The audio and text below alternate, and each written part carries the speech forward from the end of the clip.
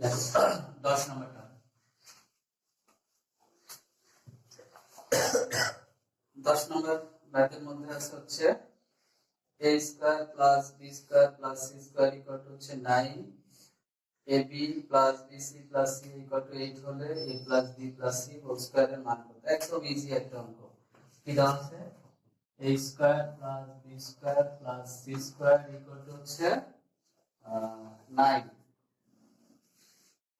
আর ab bc c এর সমান দেওয়া আছে কত? 8।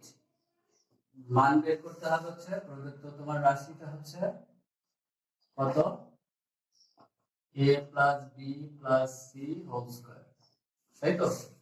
তাহলে সূত্রটা হচ্ছে একদম ইজি একটা সূত্র, a plus b a square plus b square plus c square plus হচ্ছে 2 into ab plus 2bc plus 2c। তাহলে 2 যদি কমন নিয়ে রাখি, 2 কমন রাখলে যেহেতু সবগুলোর সাথে পরে সবগুলোর সাথে 2 থাকে, তাহলে ab plus bc plus ca, অর্থাৎ 2ab 2bc 2ca। তাহলে 2 কমন নিয়ে নিলাম, হ্যাঁ?